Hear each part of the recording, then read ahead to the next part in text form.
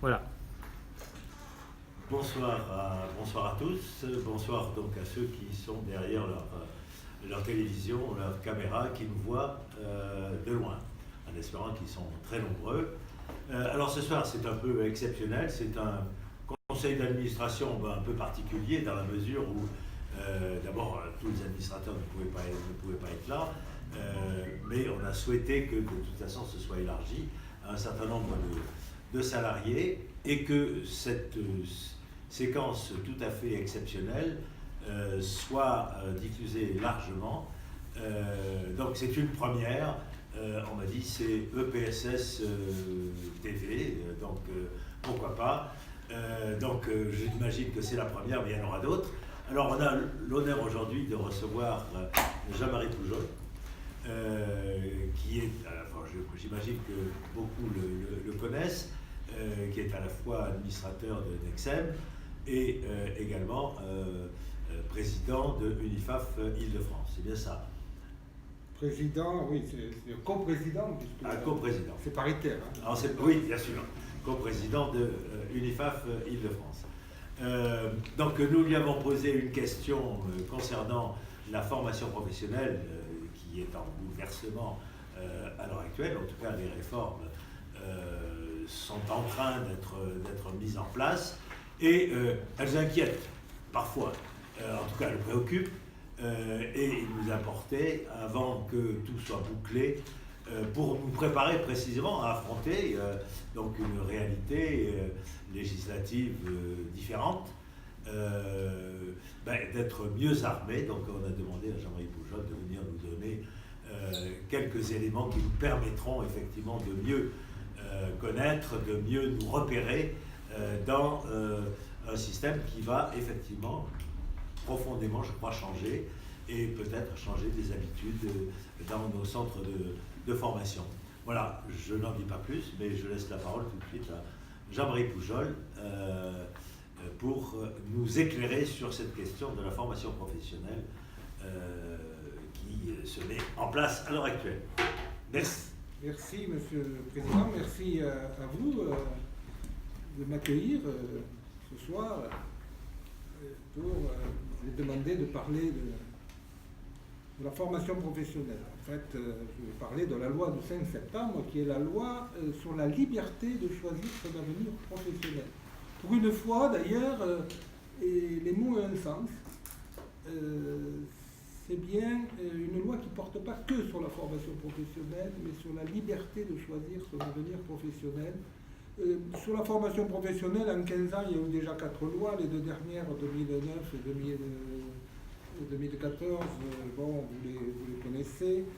Donc il y a eu déjà pas mal de lois, toujours issues d'ailleurs de rapports qui montraient que la formation professionnelle servait le mieux pour ceux qui en avaient le moins besoin pour aller vite. Voilà. Alors je vais parler ce soir de ma place d'employeur, syndicat employeur, Nexem. Nexem, c'est 10 000 établissements et services,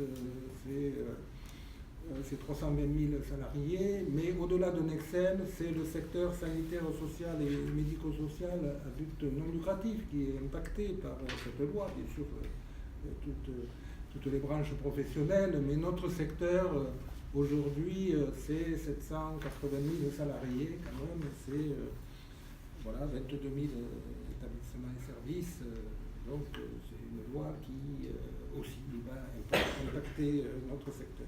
Elle va impacter notre secteur parce qu'elle va toucher à la transformation, elle va de nos organisations et qui sont confrontées à des problématiques de formation, à la fois les salariés mais aussi les employeurs. Les problématiques qui sont devant nous aujourd'hui sont celles de la transformation de l'offre de services dans le secteur sanitaire, social et médico-social. C'est aussi l'impact des systèmes de tarification.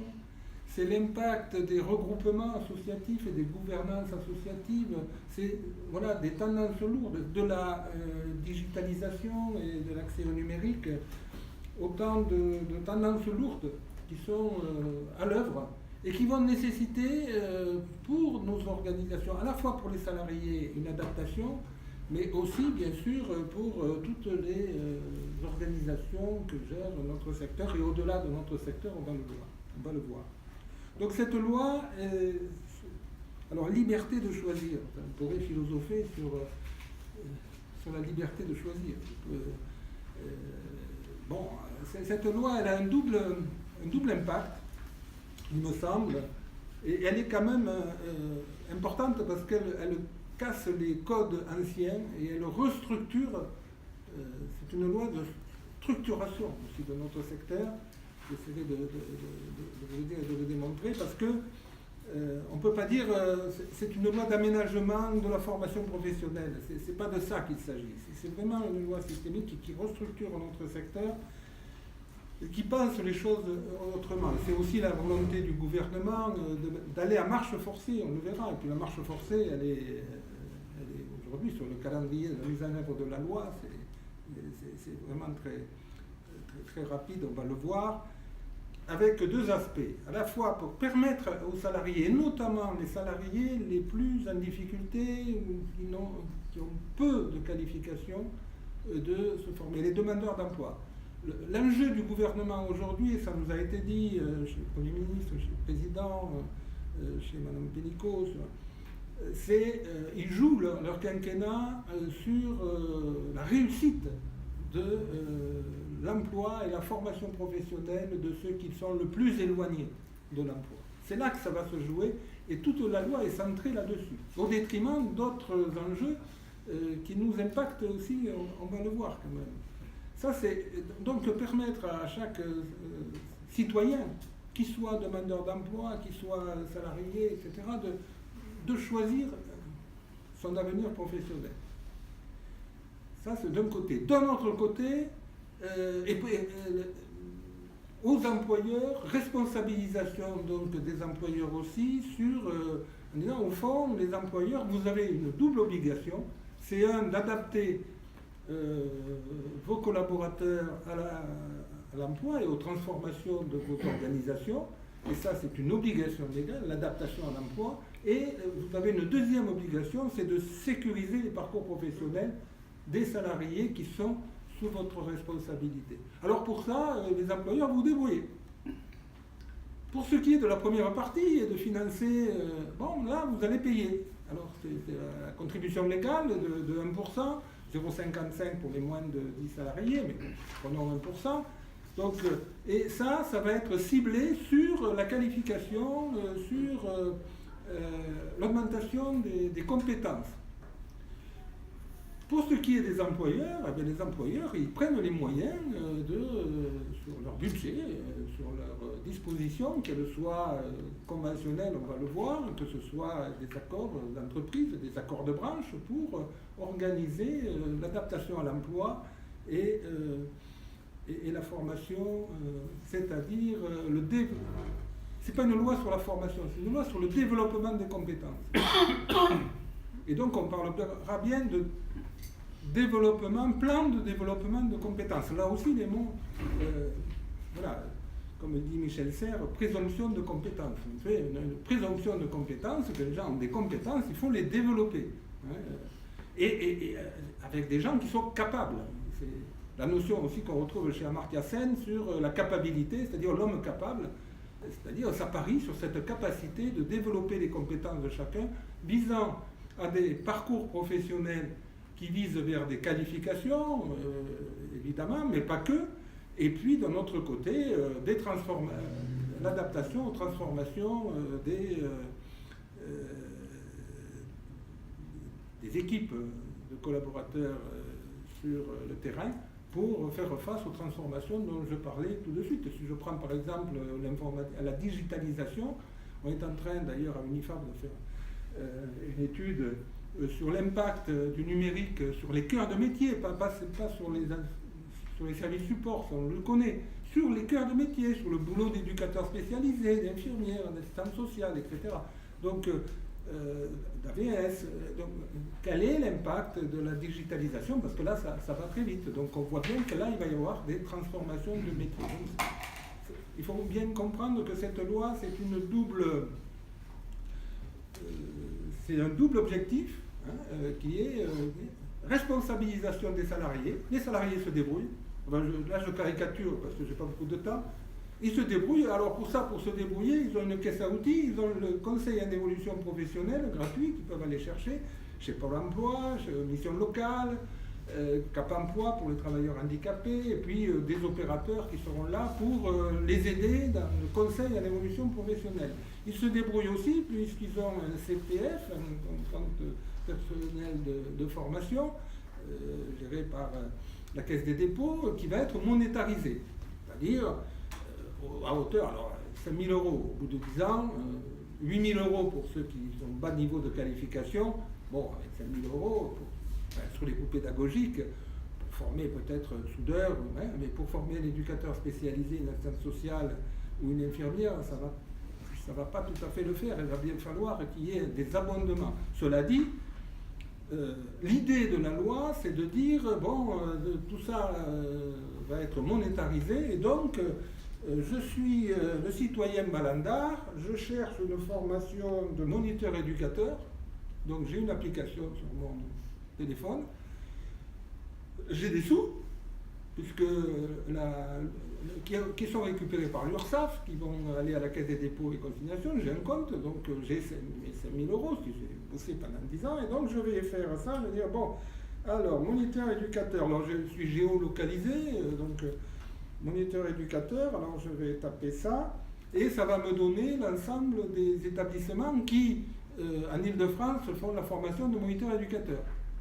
Donc, comme je suis tiens, j'habite pas très loin de Pontoise, alors ça peut être, tiens, peut-être chez vous, à Cergy. Mais dessous, j'ai l'avis des internautes qui met 1, 2, 3, 4 étoiles sur la formation, avec des avis, un peu comme on trouve dans une application qui est évaluée en ligne. Et donc, je vais avec ça téléphoner, je dis allô, voilà, vous faites la formation, ok, combien? Mais moi j'ai tant d'argent. Ah oui, non mais ça coûte plus cher. Ah ben oui, mais moi alors qu'est-ce que vous me faites? Est-ce que vous faites un prix? Sinon je vais aller voir le concurrent, etc., etc.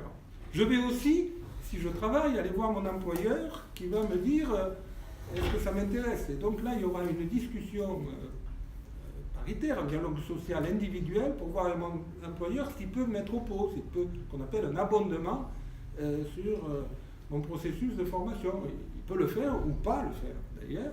Je peux faire ça hors temps de travail, bien sûr. Je prends mes congés, je me débrouille, je paye de ma poche s'il faut. Voilà, c'est-à-dire, on a d'un côté cette notion de responsabilisation importante des salariés avec un marché ouvert.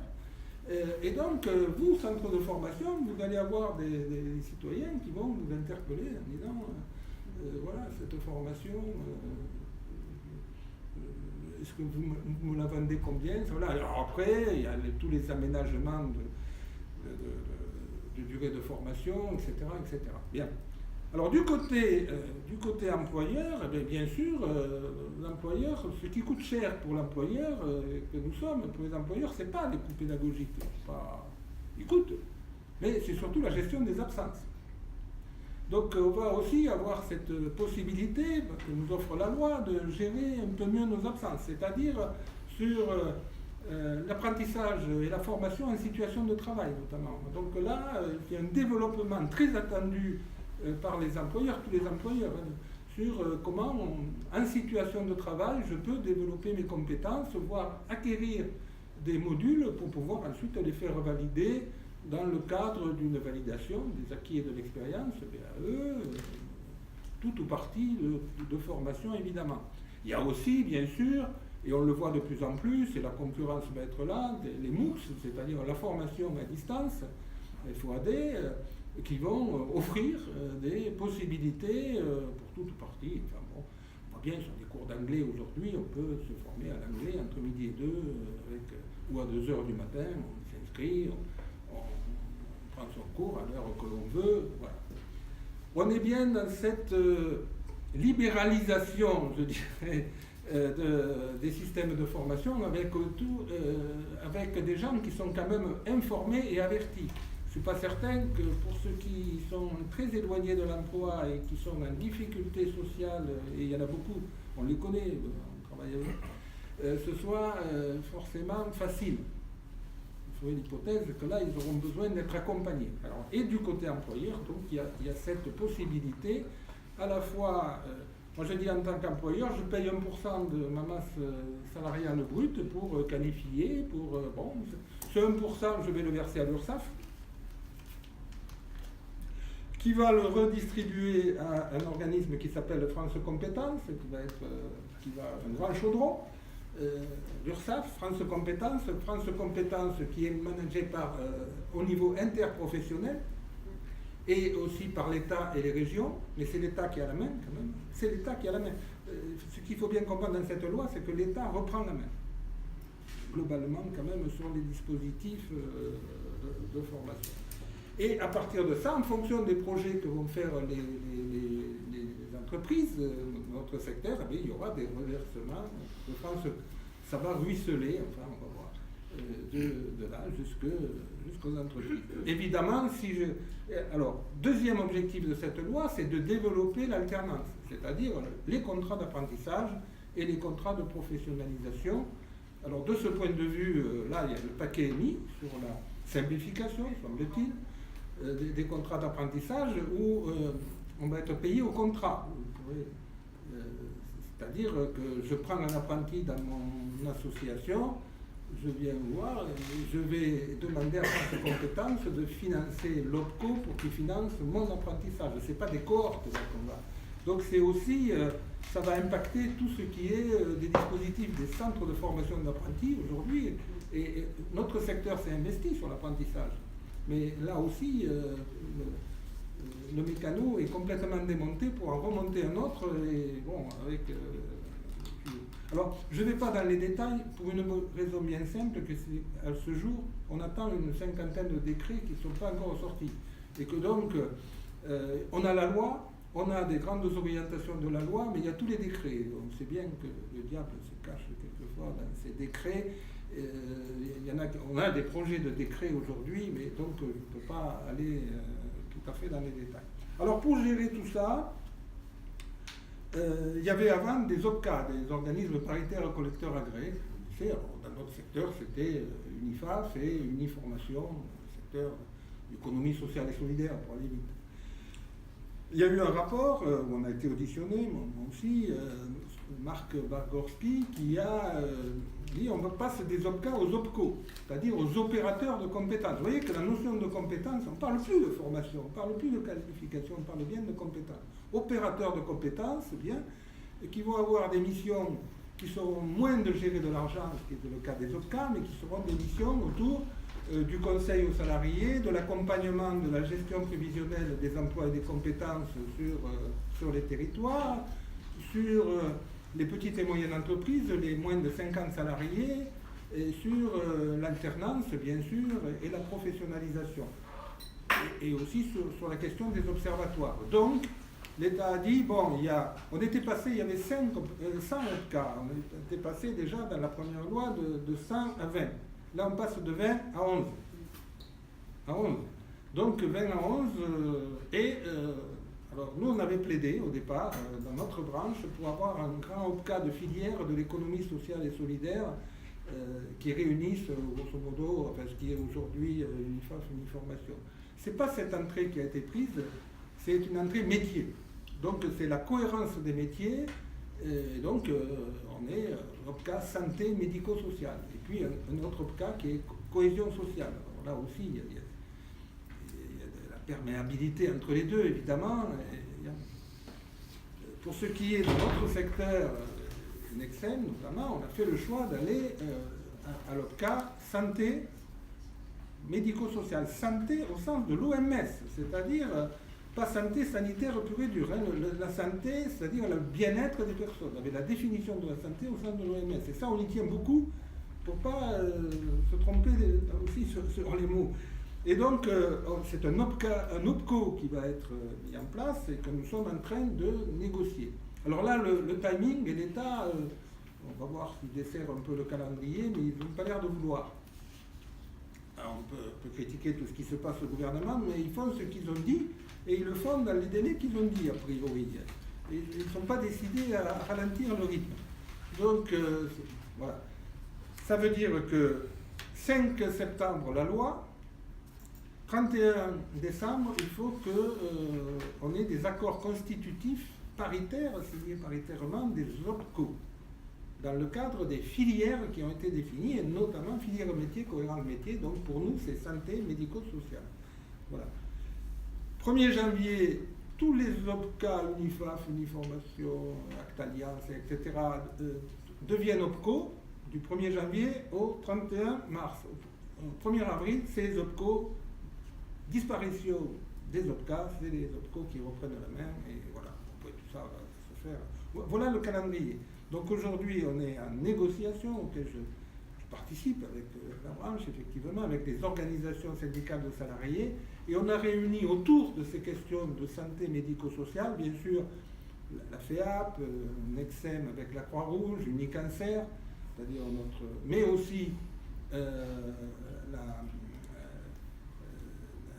la formation, les cliniques privées, donc l'hospitalisation privée, HP, mais aussi le CINERPA sur les maisons de retraite, mais aussi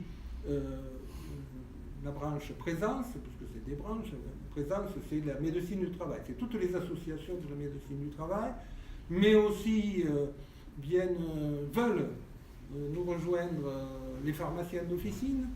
Il y a la question de la médecine de ville, et puis il y a la question de l'aide à domicile, qui est très partagée aujourd'hui entre la cohésion sociale pour une grosse partie de cette branche, et puis l'UNA qui veut venir avec nous sur l'OPCA. Donc là, alors les branches, soit elles vont s'organiser et signer un accord constitutif, soit elles n'arriveront pas à se décider, et l'État a dit, si vous n'arrivez pas à le décider, c'est moi qui vous désignerai l'OPCA dans lequel vous allez être, point barre, et puis voilà.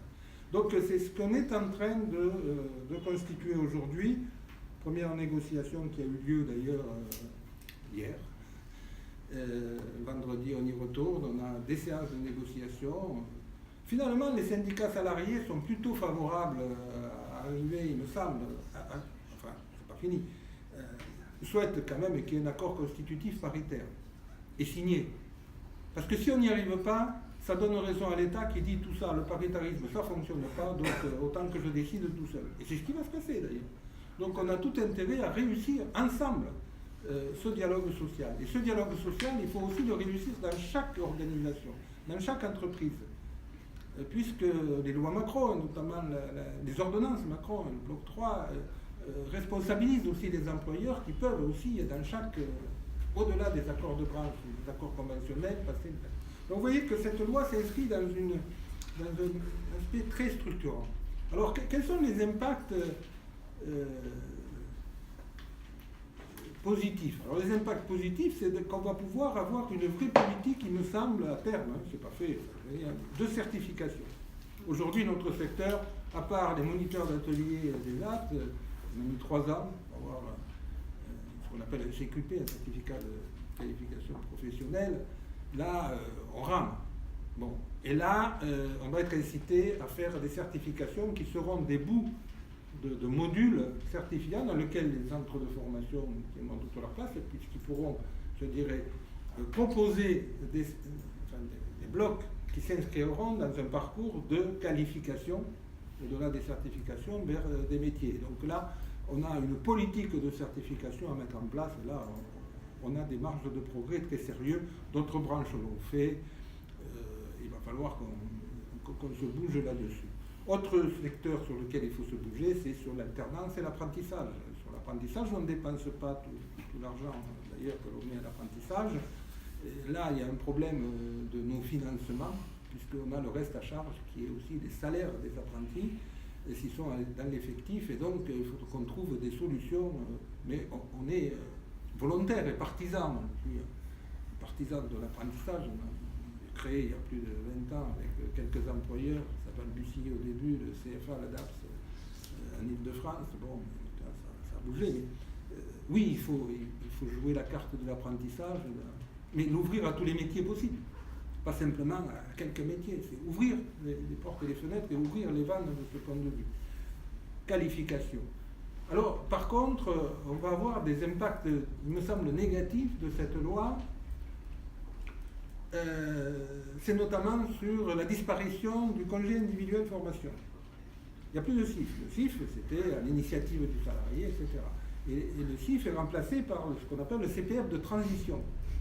Sauf que le CPF de transition va être géré non pas par les OPCO, et ça, là, dans la bagarre, dans la loi, on s'est fait un peu blé. Il y a eu le lobbying des fonds GCIF, etc., de l'Interpro, qui récupère les CPF de transition en remplacement des CIF. Ça veut dire quoi? Ça veut dire que c'est des commissions paritaires régionales interprofessionnelles, et on n'y est pas, nous, dans l'Interpro. C'est au niveau des régions qui vont décider des priorités des CIF, alors que pour l'instant, c'est nous qui avions la main sur les CIF. Avec les CIF, on formait des infirmières, on formait des éducateurs spécialisés, etc. Et, par exemple, former une infirmière, c'est 140 000 €. Avec 140 000 €, l'Interpro va dire, attendez, je dois former soit une infirmière avec le CIF, ou avec ça, je forme 4 soudeurs. Il faut voir. Ou 5 soudeurs, 3 électriciens à l'AFPA, etc. Comme on ne va pas être dans ce débat paritaire à l'Interpro, je crains fort que dans ce jeu-là, on y perde. Et on y perdra aussi sur la période de professionnalisation où sur l'UNIFAP notamment, on finançait énormément de périodes de pro, on finançait le Café Ruisse, le CAFDER, enfin bon, on formait éducateurs, etc. Les périodes de pro ont disparu et on a la pro, mais ils ont remis la pro alternante, la ProA, ce qu'on appelle la ProA dans la loi, la pro alternante, mais ils l'ont remis jusqu'au niveau 3. À ce jour. On attend le décret, mais ils sont, c'est-à-dire toujours ciblés sur les bas niveaux de qualification, c'est là où ils mettent le paquet. Et nous, au cabinet du ministère, on dit, mais vos trucs, vous débrouillez-vous pour former vos...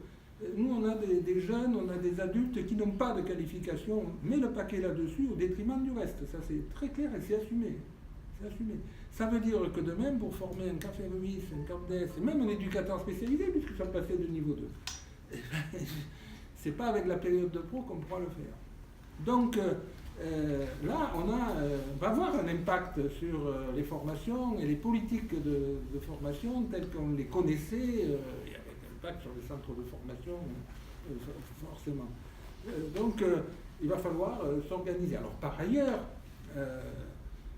il y a aussi des accords de branche avec, puisqu'il y a le légal 1%, à côté du 1%, rien n'interdit à une branche, ce qui est le cas de notre branche, de mettre un investissement en formation de 1%, on est à 2%, un investissement et une mutualisation à 0,35% mutualisée. Oui, mais cet accord de branche, il survit encore pour le coup. Alors, il ne faut pas se faire peur. Pour 2019, tout est dans les tuyaux, puisque les contributions l'argent qui va être dépensé 2019, c'est les contributions de 2018. Donc il n'y a pas de souci quand on dit aux adhérents, mais alors qu'est-ce que je fais pour ma formation en 2019? Tu fais comme d'habitude. En 2019, l'argent est là, puisqu'il est déjà, rentré. C'est pour 2020 que ça va commencer à... Et d'ici 2020, il faudra qu'on ait un accord de branche revu et corrigé, puisque notre accord de branche est obsolète, puisqu'il y a toute une partie qui n'est plus légale, puisque la loi a changé les termes, et puis il va falloir regarder si on est toujours d'accord pour mutualiser. Et la crainte dans l'économie sociale et solidaire, il me semble, et là c'est le militantisme de l'économie sociale et solidaire, c'est qu'on ait ces tendances lourdes où chacun joue pour soi. Chaque salarié se débrouille, il a ses outils, il a son CPF, et puis chaque employeur se débrouille. Si on joue perso, on est mal barré. Et effectivement, on a aujourd'hui cet enjeu de jouer collectif sur la formation. Et une façon de jouer collectif, je pense par exemple aux petites structures. En Exem, on a 50% de nos adhérents qui sont autour de 50 salariés. Pas que des grosses structures. Ils n'ont pas... il y a des regroupements, c'est vrai, mais ils n'ont pas forcément... S'il y a une vie associative, pourquoi disparaître? Il n'y a pas de raison qu'ils disparaissent, ces adhérents. Par contre, il faut qu'ils se réunissent autour de la gestion prévisionnelle de l'emploi et des compétences. Et là, l'OPCO va pouvoir les aider pour une GPEC de territoire. notamment, c'est-à-dire mettre en commun. Mais là, ça va réinterroger nos gouvernances associatives, parce que dans nos associations, quand même, d'abord, il faut trouver des administrateurs, vous en êtes, j'en suis, administrateur d'association, mais on les cherche, les administrateurs. Et puis quand les vieux partent, il faut trouver des nouveaux, c'est quand même difficile. Et puis il y a la guerre des égaux, c'est compliqué, notre secteur. Donc, cette loi aussi devrait aussi avoir un autre impact structurant à terme, c'est mon hypothèse, c'est qu'elle va obliger à la fois des regroupements, mais pas forcément que les gros bouffent les petits, mais qu'avec des GPEC de territoire où chacun peut garder son identité, mais travailler ensemble et mettre en commun, notamment autour de la formation, des moyens mis en commun. Passer des conventions avec des centres de formation, avec des universités qui eux-mêmes passeront avec les centres de formation, parce que tout ça est lié. Donc cette mise en commun de moyens, pour moi, elle me paraît essentielle. Autre impact de la loi, il me semble, c'est que les OPCO, je vais le dire comme ça parce que je le dis, bon, pour moi c'est le cheval de Troie du rapprochement des branches professionnelles. Il y a eu un rapport, le rapport Comprexel, qui a dit qu'il n'y a pas de branches professionnelles dans notre pays, il faut réduire le nombre de branches professionnelles, il faut que les branches se regroupent. Ça s'est fait un peu, mais pas beaucoup. Et on voit le mal que l'on a dans notre secteur pour le faire.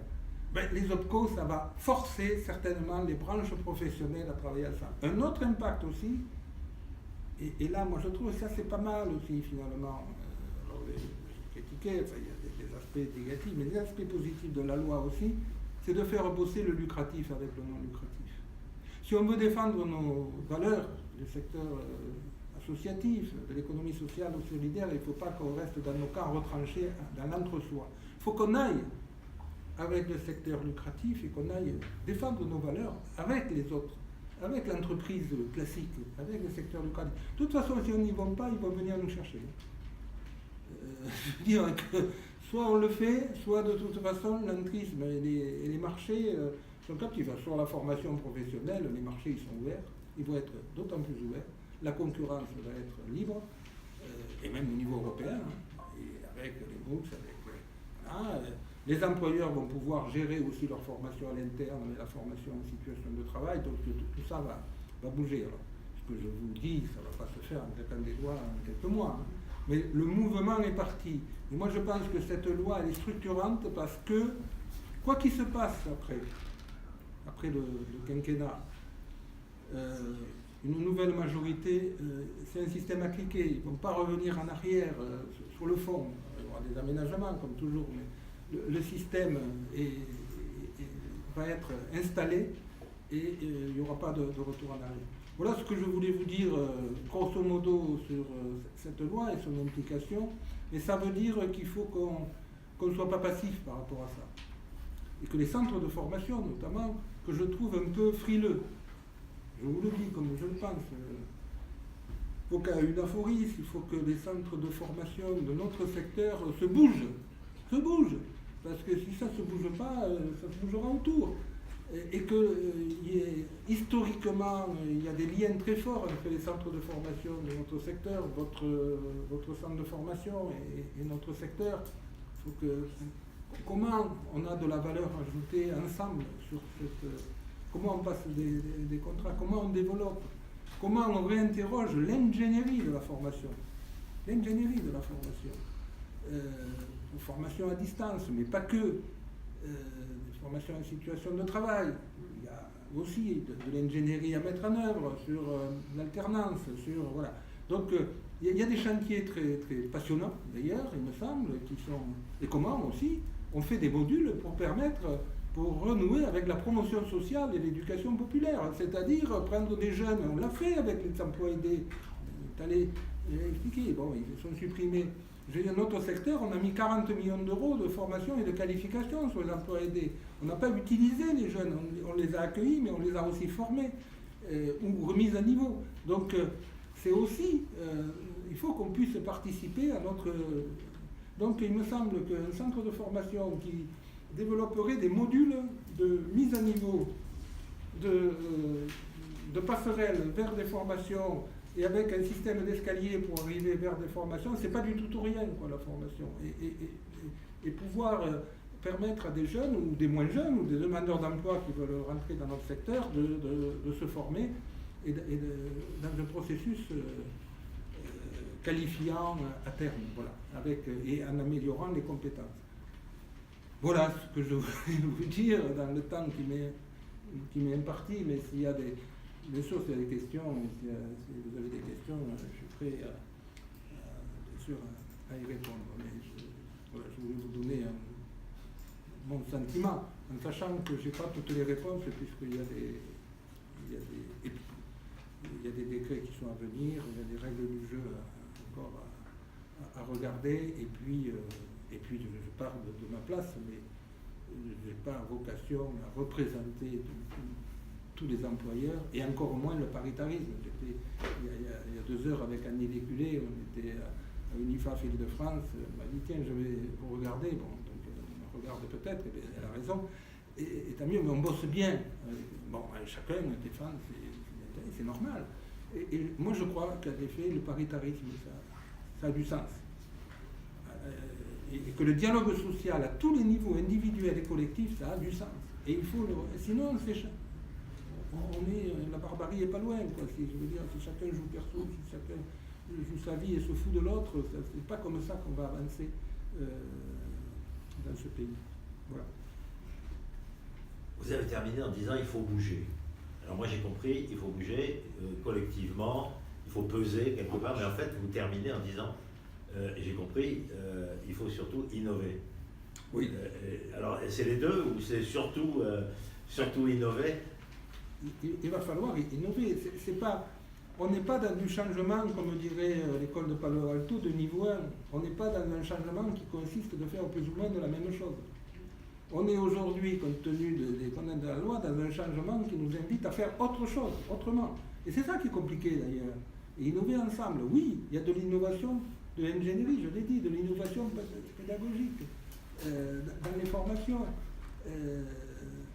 Comment construire avec les employeurs des systèmes d'accompagnement de la formation en situation de travail. Prenons ça par exemple. Soit les employeurs se débrouillent tout seuls, enfin il y a quand même des contraintes, il faut que ce soit un acte de formation, soit les centres de formation vont entre guillemets, proposer de l'ingénierie pédagogique pour accompagner les employeurs.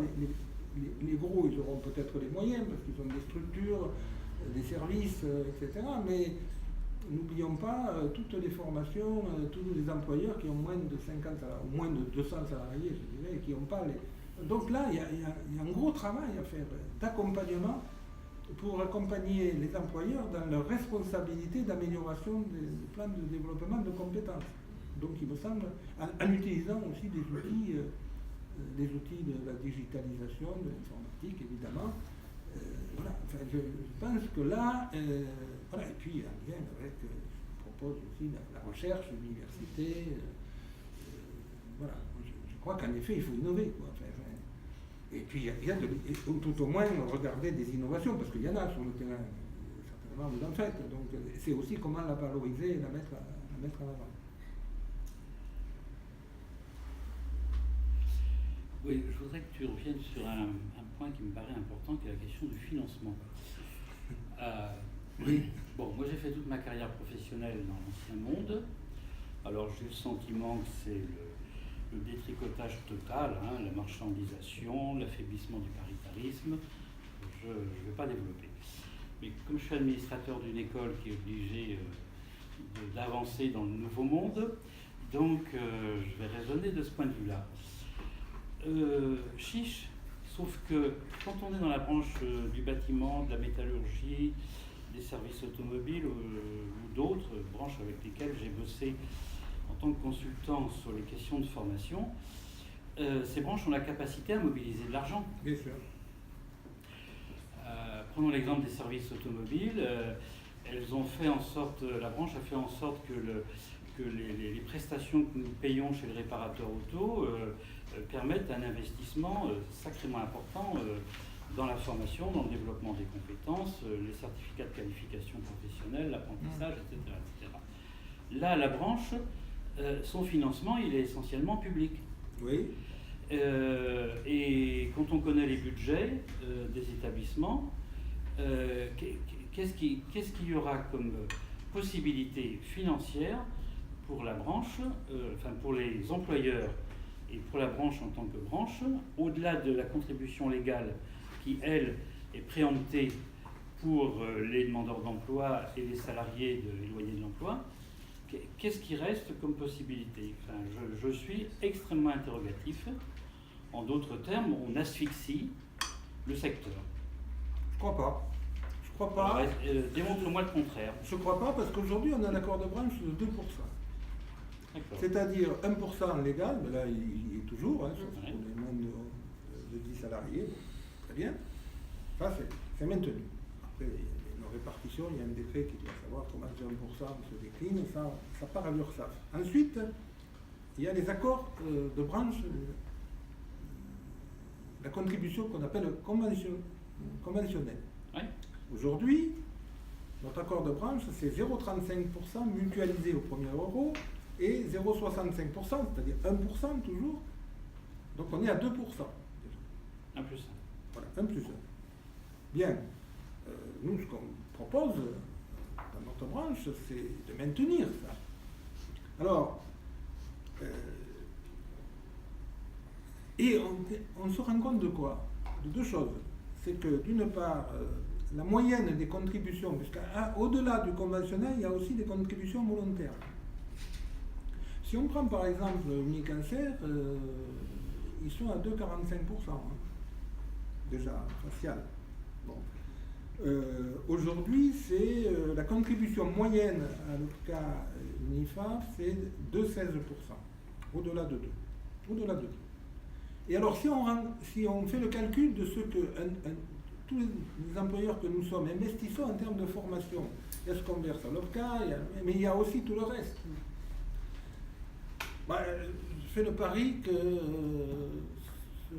cet argent, il doit être mobilisé. Alors, peut-être aussi qu'il faut internaliser un certain nombre de formations, qui va avoir un impact sur les formations des centres de formation, sur les formations dites, entre guillemets, catalogues, qui n'ont pas beaucoup de sens aujourd'hui. Je crois qu'on va voir la disparition de ce type de formation. Bon, il faut avoir un catalogue pour faire... Mais on va devoir se développer des formations en intra ou en interstructure. Donc là, il y a des marchés à prendre. Écoutez, bon, dans notre association, les discussions que j'ai avec les financeurs, c'est pas là-dessus qu'ils viennent nous chercher. Je veux dire qu'il y a des économies d'échelle sur les services support aujourd'hui entre les associations. Soit on a un discours qui tient, alors c'est pas le mien, dire on n'a pas assez d'argent, on va pleurer, etc. Bon, très bien. Une fois qu'on a fait ça, moi, ça ne m'intéresse pas. Par contre, je veux dire, on peut faire des économies d'échelle sur un certain nombre de points en mettant des services support en commun, et c'est ce qui se passe dans les regroupements, mais continuer à investir sur les formations, parce que nos seules richesses dans nos organisations, c'est les femmes et les hommes. Et que le climat social, la qualité, parce que si la qualité du service rendu, alors c'est vrai qu'on n'a pas, il y a des entreprises qui peuvent... classiques, au lieu de reverser leur argent aux actionnaires, etc., peuvent investir dans la formation, faire des choix sur leur argent. La loi a été faite pour eux, pas pour nous, pour eux, en disant débrouillez-vous, vous avez du fric, débrouillez-vous, vous avez une obligation de faire, pas de payer. Mais ça, c'était déjà dans la loi de 2014, l'obligation de faire et pas de payer. Et vous pouvez le faire avec vos structures, vos moyens et vos expertises internes. Ça existe, ça va continuer à exister. Donc moi je ne suis pas de deux choses l'une. Je veux dire, on a des choix en tant qu'employeur, on est responsabilisé, de plus en plus. Et moi je trouve ça très bien. Je veux dire, on n'est pas du concert des pleureurs, à dire oui, mais il y a qu'à... Alors je ne dis pas qu'il n'y a pas de manque de moyens, notamment sur des questions de bas salaire, surtout parce que les enjeux ils sont là. Et moi dans les négociations qu'on a menées, qu'il m'arrive de mener avec les ARS, les départements, c'est pas sur la formation qu'ils viennent nous chercher. Ça n'a pas posé de problème. Bon. Alors par contre, ils nous demandent de gérer mieux ailleurs, et je pense qu'on a encore quelques marges de progrès. J'assume ce que je dis. Je pense que tout le monde ne sera pas d'accord avec moi. bon, c'est pas grave. Mais je crois que si on fait de la GPEC de territoire, si on met des moyens en commun, on peut se trouver des marges de manœuvre. Et puis peut-être aussi, dans la concurrence, faire baisser les coûts de formation. L'UNIFAF, aujourd'hui, on ne paye pas au-delà de 1200 € la journée. Enfin, on voit des marchés ou des prestataires qui vendent des journées de formation bien au-delà. Alors, ça c'est la moyenne. Alors, cela dit, s'il s'agit de formations qui demandent des spécialités, je pense en médecine, en cancérologie, etc., il y a des formations qui coûtent bien au-delà, mais confidantes. Et alors, je vais te dire un autre truc, c'est qu'aujourd'hui, on ne dépense pas tout l'argent de la formation dans notre secteur. C'est ça le problème. C'est pas un problème d'argent. On a l'argent, on ne dépense pas. Hein, sur l'apprentissage, par exemple, on a mobilisé 20 millions d'euros sur l'apprentissage, on ne sait pas les dépenser. On en a dépensé à peine la moitié. Mais parce qu'il y a des problèmes du reste à charge de l'apprenti, effectivement, les employeurs ne prennent pas leurs responsabilités. Oui, et parce que c'est compliqué, parce qu'il n'y a pas... voilà. Sur la professionnalisation, comme sur les fonds mutualisés, là on a de la peine à dépenser l'argent 2018 qu'on avait. Donc, et s'il y a des projets, il y a du financement dans le cadre qui a été prévu par... voilà. Donc, moi je pense que oui, il y a des moyens qui manquent pour les salaires, pour les EHPAD et ailleurs, on voit bien ce que ça donne. Sur la formation, moi je ne suis pas trop inquiet. Si on a une volonté aussi de rechercher des moyens, d'optimiser les coûts, de travailler ensemble, il me semble que le problème de l'argent n'est pas le premier problème. Mais, à voir. Merci Jean-Marie.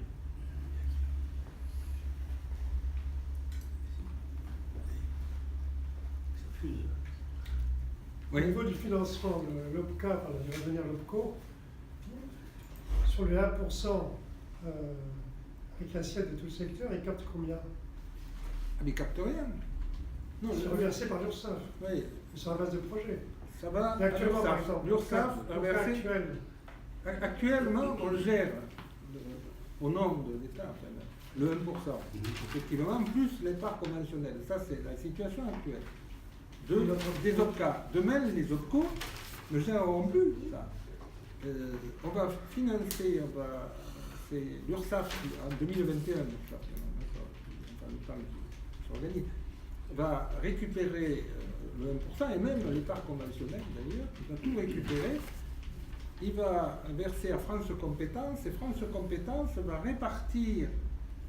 Cet argent va transiter non pas directement à l'OPCO, mais à France Compétences qui va répartir entre les OPCO en fonction des projets politiques des OPCO et en fonction de la dynamique sur l'alternance. Puisque, je rappelle, prenons le contrat d'apprentissage, il sera financé au contrat.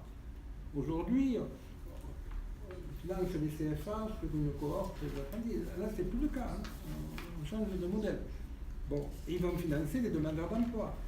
Ils vont financer les politiques régionales, c'est-à-dire France Compétences va répartir le financement en fonction des priorités. Et les priorités, c'est les bas niveaux de qualification, c'est les jeunes sans qualification, les adultes sans qualification, c'est ça les priorités et c'est ça qui va être mis en avant.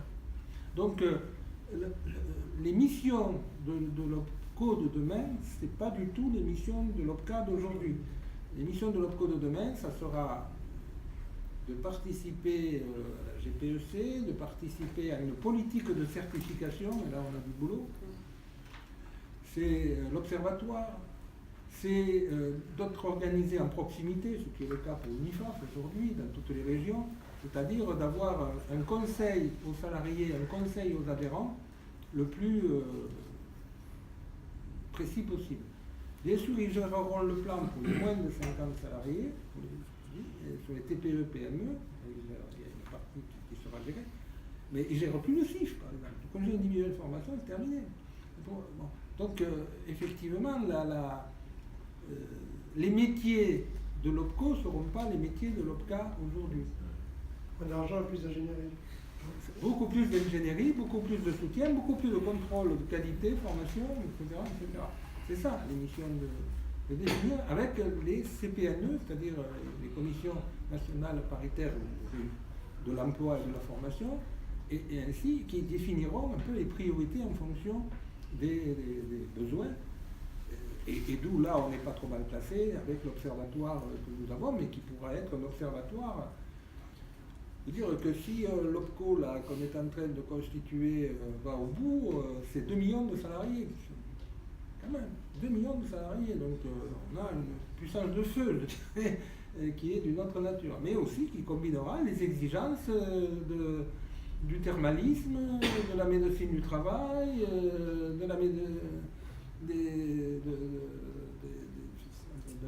de l'hospitalisation privée, des EHPAD, enfin, voilà, c'est-à-dire lucratif et non lucratif.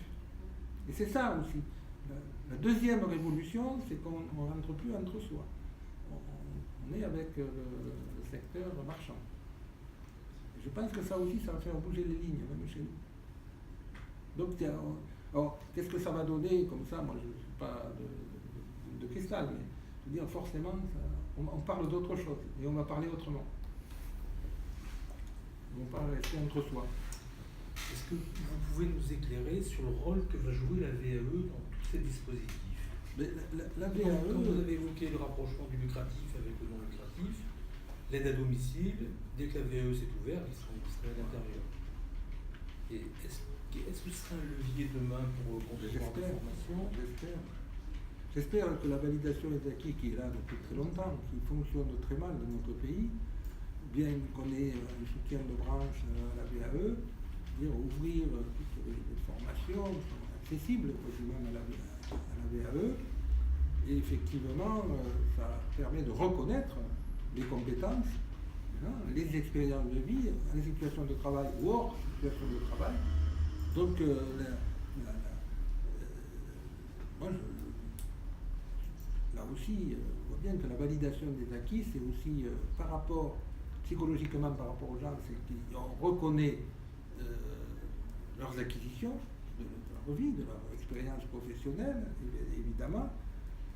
Ça réduit le temps de formation. On voit sur les CAFEDUIS, CAPDES, etc. Par exemple, VAE, ça permet, on peut valider 1, 2, 3 modules. Bon, et donc, moi je crois que là, il y a une ouverture, il va falloir développer le soutien de la VAE, mais il y a des freins, je ne sais pas pourquoi d'ailleurs, peut-être. Il y a peut-être aussi, on voit bien que les plateformes de VAE dans les régions que l'on a mis en place, ça ne marche pas terrible. Peut-être qu'on a monté des usines à gaz trop compliquées aussi.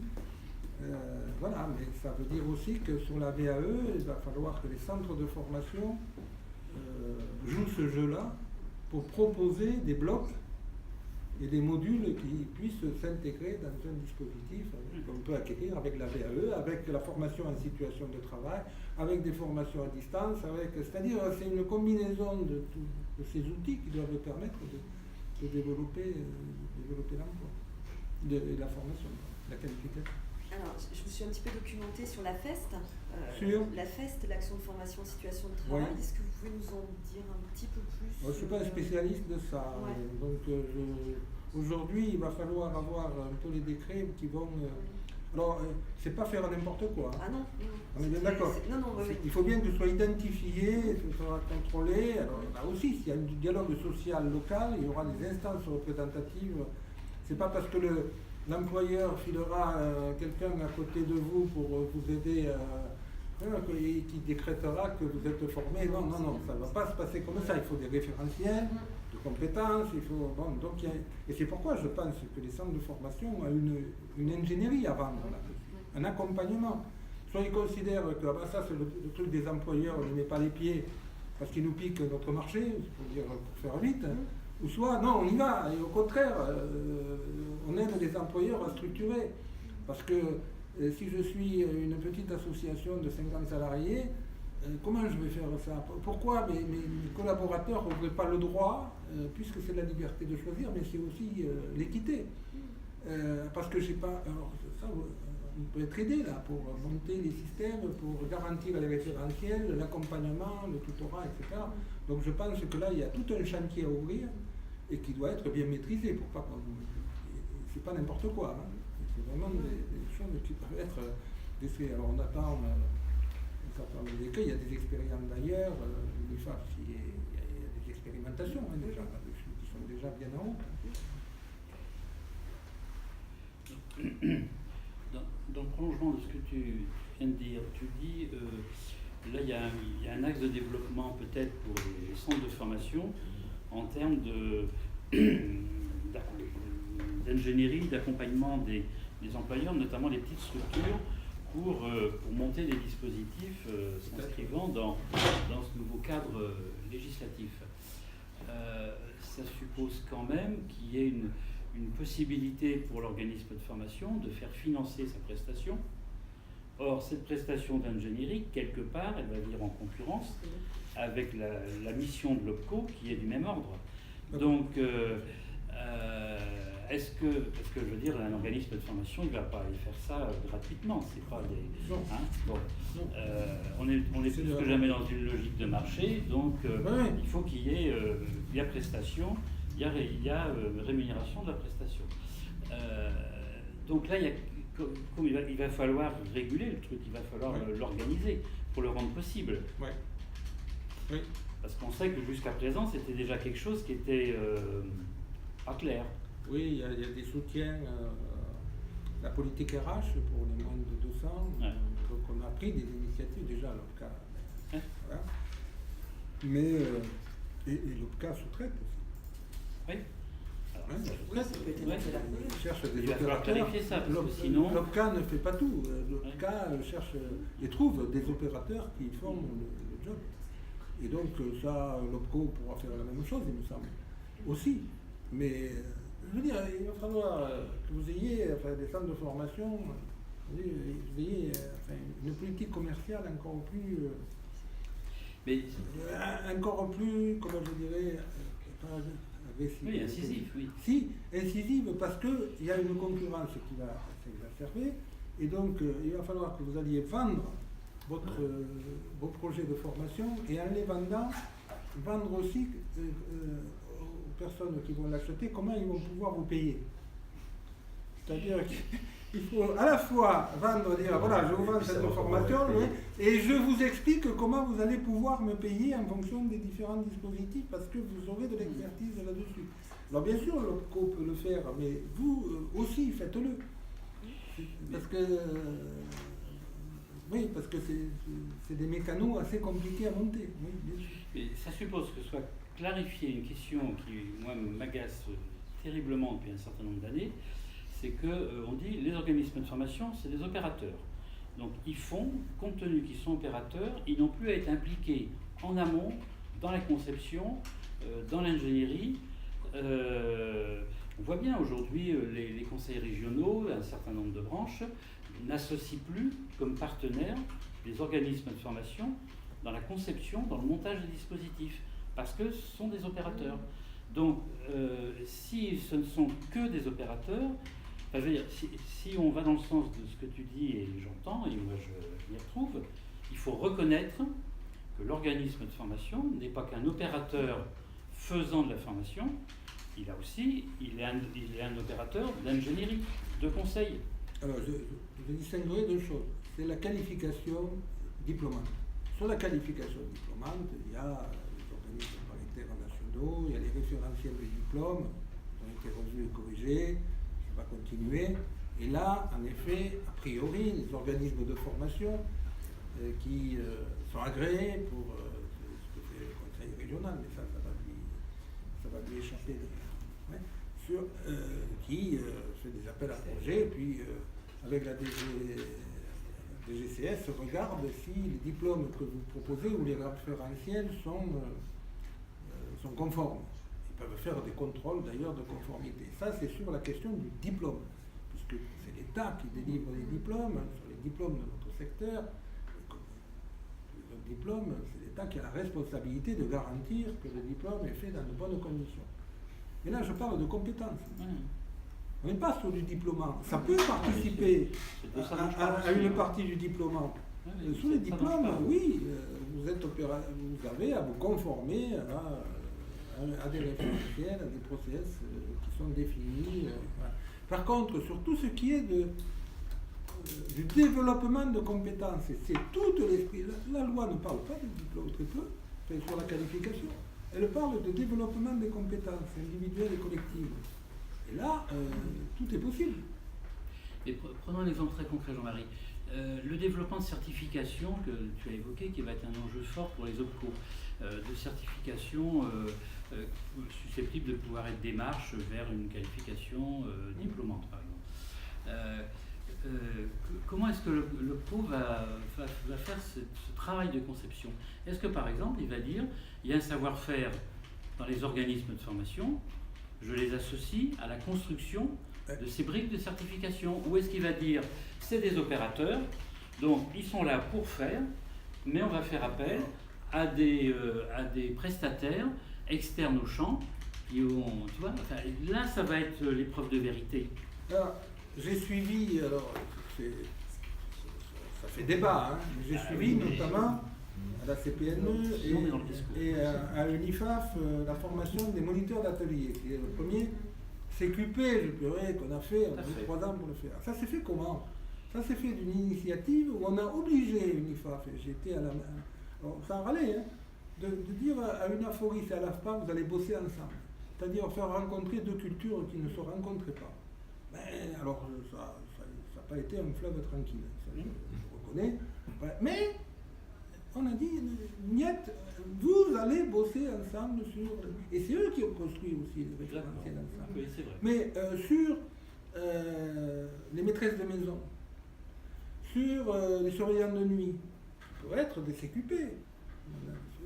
Voilà, donc on peut avoir tout un tas de métiers, de nouveaux métiers sur lesquels des centres de formation, parce que c'est pas du jour au lendemain, on écrit un CQP et c'est agréé comme ça. Hein. Il faut effectivement le mettre en œuvre, il faut une expérimentation, et c'est bien dans ce cadre d'expérimentation et de développement qu'ensuite on va demander le portage, puisque le portage des CQP notamment, c'est les branches qui les portent. Et qui sont certifiés, et qui donnent le diplôme. C'est pas l'État, c'est pas l'État, c'est les branches. Bon, il faut qu'il y ait un système de reconnaissance, etc. Mais il me semble que dans cette expérimentation qui a abouti, on a travaillé avec tous les centres d'UNAFORIS qui se sont mobilisés et l'AFPA. Bon, et c'est pas... Voilà, mais... Et on peut, là aussi, sur d'autres diplômes, travailler avec l'université, travailler avec des centres de formation. Je pense que vous pouvez avoir toute votre place, les centres de formation, dans cette innovation pédagogique et cette ingénierie. Sur les diplômes d'État, c'est les diplômes d'État. Ah oui. Vous savez bien, il y a des aménagements, mais c'est les diplômes d'État. Oui.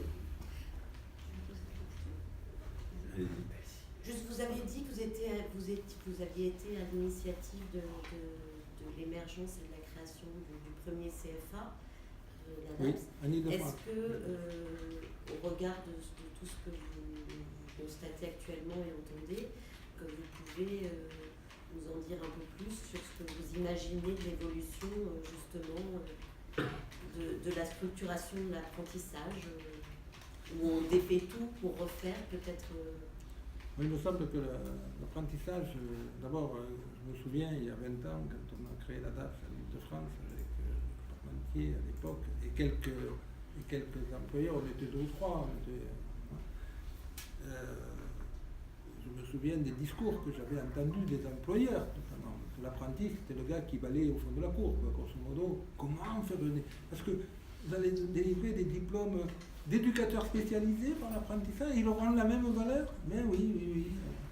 Et encore dernièrement, il y a quelqu'un à qui je disais, bon, on forme des infirmières. C'est pas possible, on ne peut pas former des infirmières. Et si, on forme des infirmières par apprentissage, oui. Et il y a des représentations dans ce pays, d'ailleurs, hein, de l'apprenti qui sont des moyenâgeuses, je veux dire. Donc, on s'est battu là-dessus. Sur le financement, bien sûr que c'est un vrai problème de financement. Et si on a une volonté politique, moi je sais que, par exemple, Il y a des employeurs. Alors, c'est vrai pour les grosses associations, j'entends bien. Mais les associations dont je me suis occupé, j'étais allé voir les financeurs, je leur avais dit, sur l'apprentissage, on veut prendre des apprentis parce que ça participe à une dynamique et parce que l'apprenti, il apporte, il oblige, il fait bouger les lignes. Et c'est ça aussi, c'est pas que simplement, oui, il y a un jeune, le diplômé, mais c'est faire bouger les lignes au sein de nos institutions. Parce que je rappelle que pour qu'il y ait un apprenti, il faut qu'il y ait un employeur. Il faut le CFA, mais il faut qu'il y ait d'abord un employeur et puis un jeune. Bon, je l'ai dit aux financeurs, il y a les indemnités journalières, les IJ, sur le personnel qu'on ne remplace pas tout au long de l'année dans le groupe 2. Je dis, budget exécutoire, je ne dépenserai pas 1 euro de plus. Mais je vous propose de prendre ces IJ et de participer à l'apprentissage avec ces IJ. Je n'ai pas eu de refus. J'ai fait la même chose pour les gratifications des stagiaires. On n'a pas le budget.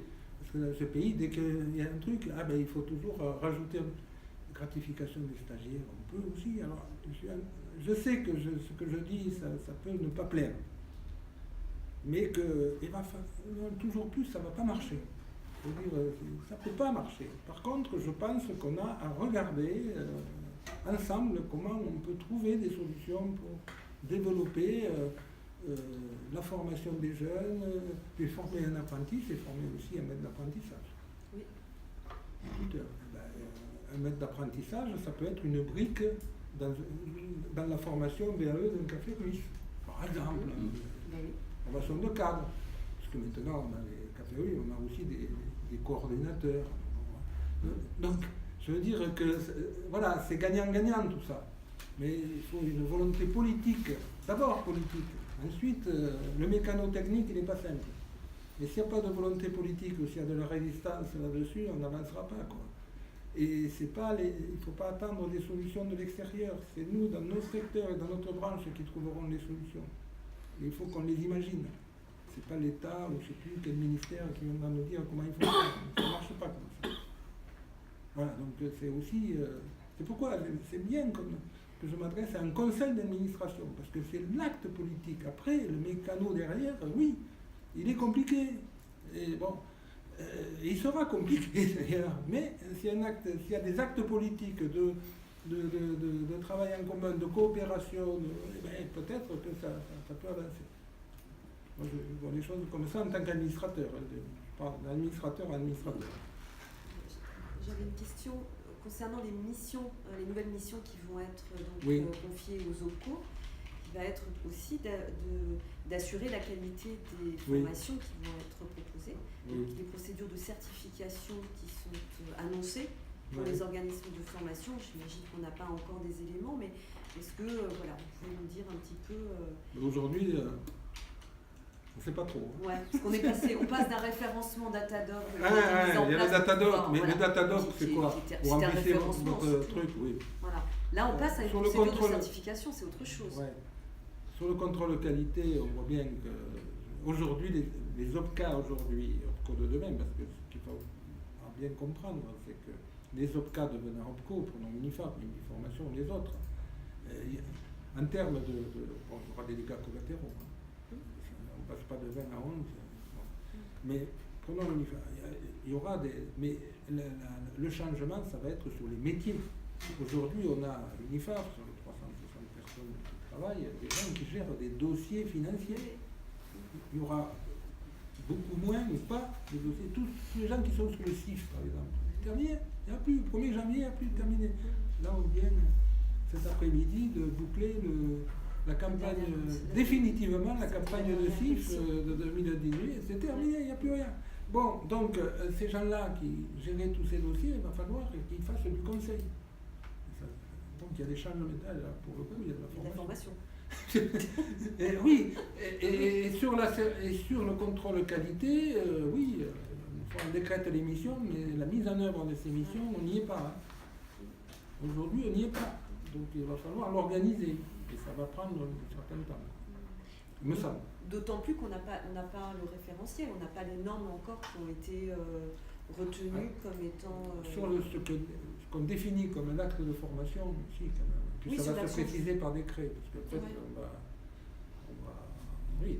on va vérifier que l'acte de formation est bien un acte de formation. Et c'est pas un bricolage comme ça. Oui, bien sûr. Voilà. Mais il y a du boulot, oui. Oui. Non, mais ça ne va pas se faire. Ils veulent aller à marche forcée, donc déjà en 2019, ça ne bouge pas. Enfin, au niveau des financements pour les adhérents, on continue. On dit aux adhérents, faites votre plan de formation pour l'année 2018. Fin 2019, oui, on ne va pas payer 2 fois, mais on va verser fin 2019 la contribution de 2019, la fin 2019. Je veux dire, on va payer, non, on ne paye pas 2 fois, mais en termes de trésorerie pour nos associations, ça va être un problème. Parce qu'il va falloir, alors que la collecte, en général, c'était en février de l'année d'après. Là, pour le coup, tout sera bouclé à fin décembre. C'est-à-dire 2018, là, on est en train de le verser, en février 2021, et 2019, ça sera en temps réel. Puisqu'en 2020, ça sera tous les mois à l'URSSAF, 2021. À mon avis, ça va prendre au moins jusqu'en 2021. Mais le gouvernement va vite parce qu'il joue sur la formation et la baisse du chômage. Il joue sur, si le chômage ne diminue pas, sur la formation des jeunes, ça ne marche pas, ils sont morts au bout des 5 ans. Donc là-dessus, ils veulent y aller à marche forcée. Il y a un vrai enjeu. Oui, je voudrais revenir sur les formations en situation de travail. Enfin, pas au sens de ce qu'on appelle les FEST, mais on va dire formation interne à l'entreprise, enfin interne à l'établissement, intra. Tu l'as évoqué en termes d'initiative individuelle du salarié et puis en termes d'aménagement du temps et de l'espace de travail pour que ce soit, pour éviter le stage inter avec tous les coûts considérables de frais de déplacement, d'hébergement, de remplacement du salarié, etc., qui sont souvent supérieurs aux coûts pédagogiques et sur lesquels effectivement il y a matière à travailler. Il y a un autre volet sur lequel j'aimerais bien que comment vous êtes en train de réfléchir ou pas, qui est l'approche plus en termes collectifs. Moi je suis frappé aujourd'hui le nombre alors soit il s'agit de propos de directeurs de structures, soit il s'agit de propos de salariés, mais il y a une même convergence, c'est-à-dire qu'il y a un manque d'espace collectif de travail sur le métier qui est en train de changer, à partir de situations auxquelles sont confrontés les salariés et pour lesquelles il s'agit de trouver des temps, des espaces de réflexion collective sur la façon de s'y prendre, de faire du travail de qualité, sachant que les réunions d'équipe, les réunions institutionnelles d'équipe, ne jouent pas ce rôle. Donc, est-ce que ce type d'initiative, avec un accompagnement, parce que ça nécessite un accompagnement extérieur pour en faire un objet de formation, mais de formation et de transformation des façons de faire dans l'exécution du travail. Est-ce que ça, c'est quelque chose qui sera pris en compte par les OPCO comme un axe important, ou bien est-ce qu'il y aura des priorités sur des projets individuels? Ça ne sera pas pris en compte par les OPCO, ça doit être pris en compte par les employeurs dans des accords de branche. D'ailleurs, l'accord de branche actuel, qui est toujours valide, permet, pas sur les fonds mutualisés, mais sur l'investissement en formation qui est prévu dans l'accord de branche, de faire des analyses de pratique, etc. Ce qui n'était pas le cas avant. On a imposé sur l'accord de branche, et ça, il n'y a pas de raison que ça se développe pas. Tu as raison. Je veux dire, on parle de compétences. Il y a les compétences individuelles qu'il faut améliorer, ok. Mais pour moi, la compétence collective, c'est la somme des compétences individuelles plus des modes de coopération entre les gens. Et apprendre aux gens à coopérer dans un collectif de travail face à des difficultés liées aux personnes accueillies, aux personnes accompagnées, ça c'est un acte. On est bien sur le développement des compétences. Et donc il n'y a pas de raison qu'il n'y ait pas des processus d'intervention et de formation autour de ces compétences collectives, parce que c'est bien sur les collectifs de travail que va se jouer la qualité aussi, c'est pas qu'individuel, tu as raison, ouais.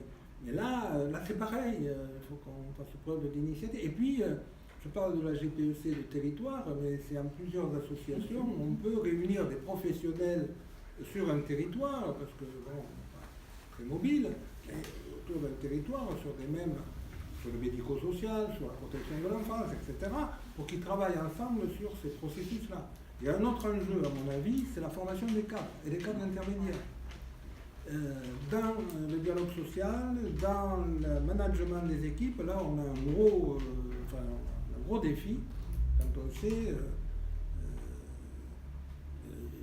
comment ces cadres intermédiaires sont pressurés aujourd'hui avec des phénomènes d'usure professionnelle, de burn-out, etc., enfin les cadres de proximité. Là il y a un vrai challenge aussi, il me semble, qu'on puisse les former. Il y a tout ce qui touche à la qualité de vie au travail, à la santé au travail, à la prévention des risques sociaux. Aujourd'hui, ça nous coûte une fortune. Je veux dire que notre secteur est quasiment plus mauvais que le bâtiment sur la santé du travail, quand même.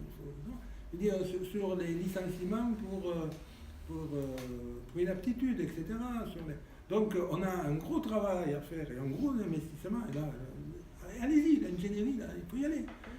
Sur accompagner, sur la prévention des risques psychosociaux, sur la prévention, sur la qualité de vie au travail, sur la qualité du dialogue social aussi. On n'est pas très bon sur la qualité du dialogue social. Je veux dire, il faut former peut-être à la fois des cadres et aussi des IRP, on peut les mettre ensemble. On a pris des initiatives à UNIFAF où il y a des APR, etc., où on a obligé les cadres employeurs, représentants d'employeurs des IRP à bosser ensemble sur des idées, il y en a. Des pistes à travailler qui vont améliorer, qui visent à améliorer les conditions de travail, je crois qu'on peut. Enfin, ma liste n'est pas exhaustive, mais. Et là, il y aura besoin de compétences, de formateurs, de régulateurs, d'accompagnateurs, d'ingénierie, etc. Et du pognon. Oui, du pognon, oui, bien sûr. Oui, bien sûr, mais je pense que pour l'instant, c'est pas qu'une question d'argent. Je dis sur la formation, il ne faut pas me faire dire ce que j'ai pas dit, sur le financement des politiques sociales. Ça, les salaires. Oui, non, on n'est pas là. Sur la formation, on a encore, je pense, des marges de manœuvre. Et une écoute assez favorable. Moi, je suis assez surpris quand on va discuter avec les conseils départementaux, dans le cadre de CEPOM, par exemple. Dans le volet CEPOM, je dis aux administrateurs, aux décideurs, aux entreprises, dans le volet CEPOM, sur 5 ans, il faut qu'il y ait un volet politique formation, pas plan de formation, politique formation. Qu'est-ce que vous voulez former et inclure, notamment dans la reprise de résultats, dans l'affectation des résultats, etc., la politique formation du CEPOM pour l'étaler sur 5 ans, parce que dans 5 ans, il y aura des gens à remplacer, à adapter à l'emploi, il y a des transformations de l'offre, voilà. Donc, c'est un volet qu'il faut mettre. Et il faut inciter nos employeurs à négocier des CEPOM avec une politique de formation associée. Et je pense que ça, c'est par les ARS, etc., c'est tout à fait entendable. Tout à fait entendable. Sur le vieillissement des personnes handicapées, sur l'adaptation, par exemple, des plateaux techniques, sur le vieillissement des personnes handicapées, on a sur cette affaire-là. Et avec les dispositifs formation qui vont avec, je sais qu'on a une écoute favorable des financeurs. Donc, il faut y aller, quoi. Un clin d'œil historique à Promofaf 2005, devenu Unifaf, Uniformation, des régions, des APR, des actions prioritaires régionales, des actions prioritaires nationales, de l'ingénierie, de l'écoute dans les régions, du travail d'expérimentation dans les régions, du travail d'expérimentation sur le plan national. Ça va changer. Unifaf a moins de moyens. Est-ce qu'Unifaf croit rester un aiguillon politique, une incitation à la recherche, à l'innovation? On ne parle plus d'Unifaf. À partir du 1er avril, c'est l'OPCO. Santé. J'ai bien compris, mais je continue de prendre le même signifiant. Oui, mais avec une surface de 2 millions de salariés, c'est une puissance de feu qu'on n'avait pas avant. Quand même. Hein? Donc, voilà, avec aussi le lobbying du lucratif. Et le lucratif, le lobbying, il est quand même un peu meilleur que nous, parce que là, côté lobbying, on n'est pas bon. Franchement, on a des problèmes. Donc, je pense qu'on a... Mais même s'il y a 2 OPCO, cohésion sociale d'un côté, l'aide à domicile reste à la cohésion sociale, etc. Et les centres sociaux, et de l'autre côté, l'OPCO santé médico-sociale, mais mon intention, je l'ai déjà dit, c'est qu'on ait des conventions cadres entre les 2 OPCO. Les 2 OPCO vont devoir travailler ensemble. Et on a des sujets transversaux sur lesquels, même si c'est 2 OPCO différents, on peut vraiment travailler ensemble. J'étais à l'initiative, quand j'étais président d'Unifaf, il a fallu un peu ramer pour le faire, de réunir systématiquement les 2 bureaux, Uniformation et Unifaf. Au début, c'est pas évident. Ça se fait, ça continue, ça se fait. Il va falloir aller plus loin. C'est-à-dire que les 2 OPCO autour de la cohésion sociale et médico-sociale, il va falloir qu'ils bossent ensemble parce qu'il y a des thématiques sur le territoire, des thématiques globales, transversales, qu'il faut travailler ensemble. Et donc, ça veut dire qu'à plusieurs, on peut mobiliser. On voit bien sur le plan aujourd'hui, il y a du fric, du fonds paritaire, notamment sur les plans, ce qu'on appelle l'EPIC, les programmes d'investissement compétences, où on forme des demandeurs d'emploi, par exemple, pour aller vers le digital, etc. Il y a des opérations, il y a de l'argent qui est quelquefois mal utilisé. Alors je ne parle pas, j'ai aucune science du niveau européen. Je crois qu'il y a quelqu'un qui s'occupe de l'international chez vous. C'est compliqué, mais là aussi, il faut aussi imaginer que peut-être sur les questions de formation, voilà, il faut penser aussi Europe dans cette affaire-là. Bon, là, je ne dirai pas plus parce que je n'y connais rien. Mais on peut imaginer, enfin, Nexem a investi le niveau européen, et pas que, et d'autres l'ont fait, le font, pour être présent aussi sur les politiques sociales européennes, sur la formation, ça va de soi, frontières, voilà. Donc il y a, voilà, il faut innover, il faut prendre des initiatives, il faut faire des propositions. Ouais, il faut bouger. Ouais, non, moi je ne sais pas si c'est une question ou une remarque. D'abord, vous avez bien décrit la philosophie de la réforme, ses objectifs, l'emploi, donc ça. Mais à un moment donné, j'ai senti que vous disiez qu'il n'y a pas eu une forte mobilisation. Enfin, j'ai compris ça. Mais le temps de la mobilisation, il est passé. C'est trop tard maintenant. On ne négocie plus. Enfin, je n'en ai plus dans un temps où on peut modifier grand-chose, puisqu'il n'y a plus que les décrets d'application. Donc c'est le temps de la préparation à la nouveauté, au changement, ce qui est effectivement le rôle de cette arrêt, en tout cas pour nous. Il n'y a pas beaucoup d'autres choses à faire, si ce n'est à se tenir informé et avoir l'œil ouvert pour les transformations futures à engager. Oui, bien sûr, la loi de la République est passée. Les décrets vont arriver. Oui, effectivement, enfin, une démocratie, il faut voir ceux qui font la loi. Alors on peut aller, on peut dire que ça a été une forte concertation qui a duré longtemps, en effet.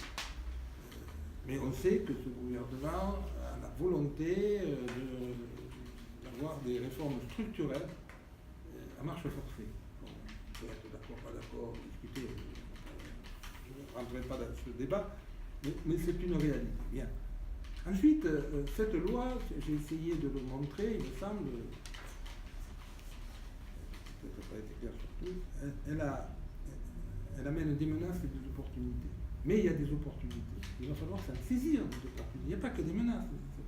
Il y a des opportunités de travail autour. Vous parlez des compétences, de l'ingénierie, de travail avec. Donc, voilà, il faut regarder. Oui, il y a des menaces. Notamment sur les systèmes de financement des qualifications d'avant. Quand je dis, oui, c'est l'Interpro dans les régions qui vont décider des CIF, des congés individuels de transition. Oui, c'est plus nous. Alors qu'on avait des politiques de CIF, avec des priorités. Mais c'est ça qui est terminé. Au 1er janvier, c'est terminé. Bon, ça peut être une menace. La PROA qui s'arrête au niveau 3, pour ce qui est au-delà du niveau 3, ça a un impact. Ça, on le sait, on va le mesurer. Mais il y a aussi des opportunités. J'ai essayé de les citer, notamment avec le travail avec les entreprises. Et c'est peut-être aussi un nouveau dialogue social moi j'ai plutôt une philosophie optimiste, un peu réaliste, mais une nouvelle qualité de dialogue social. Si on n'est pas capable d'avoir un dialogue social de qualité, effectivement, la loi va passer. Quand on voit le temps qu'on a mis pour créer un accord de branche, 1 an et demi, je veux dire, à un moment donné, il va falloir qu'on renégocie les choses dans des délais qui soient raisonnables, si on doit avancer. Bon, ça nous oblige. Après, des postures syndicats, salariés, qui défendent leurs intérêts, ils sont là pour ça, ils ont raison. Mais moi je trouve que sur la formation professionnelle, c'est ce que je dis, c'est pourquoi je suis un militant du paritarisme. Parce que quand même, depuis que je suis à Unifa, j'étais avant à Uniformation, je veux dire, rien ne se passe s'il n'y a pas 2 signatures en bas, collège salarié, collège employeur. Et pourtant ça se passe. Et pourtant 90% des décisions se prennent avec 2 signatures en bas, collège salarié, collège employeur. Donc ça aussi, c'est-à-dire ça marche quand même. Le paritarisme, ça peut marcher. Bon, alors, ça ne marche pas peut-être, mais voilà. Le dialogue social, c'est pas simple. S'il y en a plus, c'est de chacun pour soi. Chacun défend ses intérêts. Et on est dans une. Moi, c'est pas le modèle de société qui est le mien. Voilà. Et c'est pas celui de l'économie sociale et solidaire. Merci. Merci Jean-Marie de conclure sur une valeur qui est fortement ancrée au sein de PSS, j'imagine. On te remercie d'avoir innové avec nous ce soir, puisque ce fut la première retransmission sur la plateforme 16 de l'EPSS TV. On espère qu'il y en aura d'autres. Et on te remercie de nous avoir éclairé sur cette réforme qui nous engage, qui va évidemment modifier l'ensemble de l'appareil de formation et réforme qui va nous permettre aussi d'aller un petit peu plus loin et de devenir meilleur avec vous. Merci à tous. Merci de votre appel. Bon courage pour la suite, il en faut ensemble. Là, je ne sais pas si on est encore en direct. Non, c'est pas grave. Vous avez coupé? Attention. Ok. Et donc cette soirée, finalement, contrairement à ce que j'ai dit, sera visionnable en replay sur le site de l'EPSS. Qui a été visionnée par une 50aine de personnes. Voilà. Elle a été visionnée par une 50aine de personnes. Voilà. Déjà. À l'extérieur. Ouais. Présentement. Présente.